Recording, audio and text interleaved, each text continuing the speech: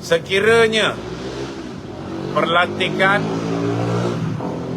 Ketua Hakim Negara bercanggah dengan Perlembagaan Persekutuan,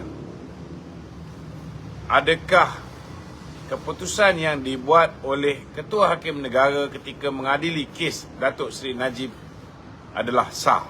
Okey, tuan-tuan. Saudara, tajuk ni saya pilih kerana di dalam laporan pasukan petugas khas yang telah pun dibocorkan melalui laman web Malaysia Today milik Raja Petra Kamarudin, di dalam dokumen laporan pasukan petugas khas yang mempunyai 822 muka surat, pasukan petugas khas, tuan-tuan, telah mendapati bahawa Tan Sri Tommy Thomas telah membocorkan satu maklumat yang tidak sepatutnya dibocorkan. Dan maklumat ini akhirnya, tuan-tuan, bakal menjerat Tan Sri Tommy Thomas kerana telah menyalahguna kuasa dan ianya boleh dihadapkan di bawah Akta Suruhanjaya Pencegahan Rasuah. Saudara, apa yang telah beliau dedahkan? Tan Sri Tommy Thomas, tuan-tuan, dengan bangganya di dalam buku Justice in Wilderness, beliau mengatakan bahawa untuk melantik 2 ketua hakim negara. Ini, saudara, bukan satu, tuan-tuan. 2 ketua hakim negara ini dilantik bukan daripada cadangan JAK ataupun jawatan kuasa perlantikan kehakiman, ataupun JAK dipanggil apa? Justice Appointment Committee, Bukan hanya perlantikan Tan Sri Richard Malanjun tidak melalui cadangan yang dibuat oleh JAK, tetapi perlantikan Tengku Maimun juga tidak melalui cadangan daripada JAK. Saudara, amat mengejutkan, tuan-tuan, sebab buku ni memang panjang. Laporan ni lagi panjang, 822 muka surat. Saya kena keluarkan sedikit demi sedikit untuk tuan-tuan faham. Tetapi apa yang telah didedahkan ini jelas menunjukkan, tuan-tuan, ketika zaman Datuk Zahid Ibrahim sebagai Menteri Undang-Undang, beliau telah initiate ni maknanya akibat daripada pendedahan video VK Lingam. Video VK Lingam, saudara, mengesahkan bahawa hakim boleh diatur seperti mana yang didakwa oleh VK Lingam. VK Lingam, tuan-tuan,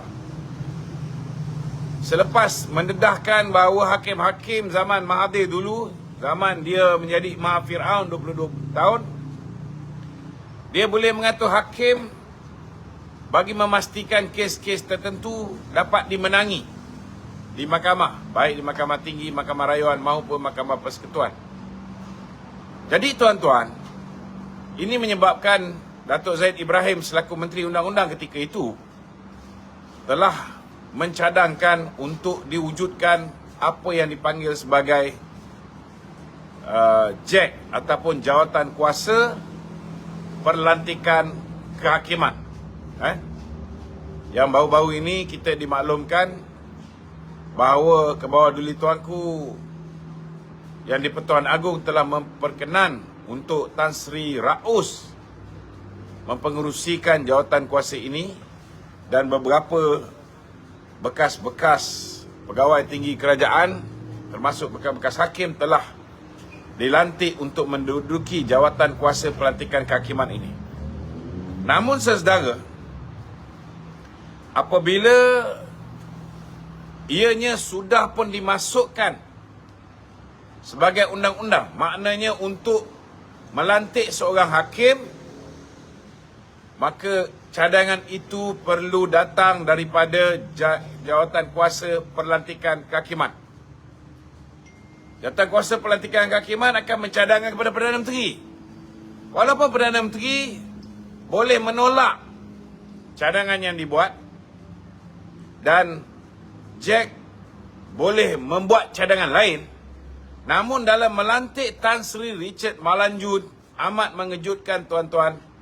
Peranan Jack langsung tidak diambil kira, malah Tan Sri Tommy Thomas mendedahkan beliaulah yang telah mencadangkan supaya Tan Sri Richard Malanjun dilantik sebagai Ketua Hakim Negara dan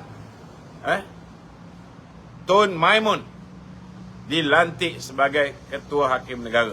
2 orang, tuan-tuan.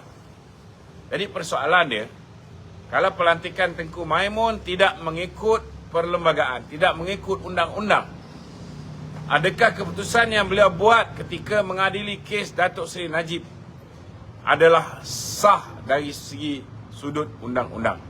Ini kita minta supaya Peguam Datuk Seri Najib dan mereka-mereka yang terlibat untuk mengkaji, dan sekiranya merasakan bahawa kita ada strong case, maka sewajarnya lah kita mencabar perkara ini di mahkamah. Walaupun kita tahu mahkamah ini dikuasai oleh Ketua Hakim Negara sebagai kepalanya, namun setidak-tidaknya kita harus menyatakan ketidaksetujuan kita bila mana kita mendapat berita yang amat mengejutkan ini.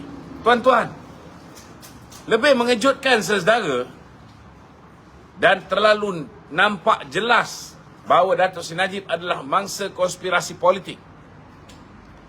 Di dalam buku Tan Sri Tommy Thomas juga, beliau mengesahkan bahawa beliau bersama dengan Zainul Zakaria telah berjumpa dengan Tun Dr. Mahathir Mohamad untuk membincangkan isu 1MDB sebelum mereka memenangi pilihan raya umum yang ke-14, tuan-tuan. Maknanya, saudara, perancangan nak mengenakan Najib ini sudah berjalan begitu lama. Sudah berjalan begitu lama, dan Tommy Thomas, tuan-tuan, adalah antara orang yang telah memberikan nasihat-nasihat nasihat-nasihat kepada Tun Dr. Mahathir tentang tindakan-tindakan undang-undang yang perlu diambil. Itu sebabnya, saudara, sebaik saja Pakatan Harapan memerintah,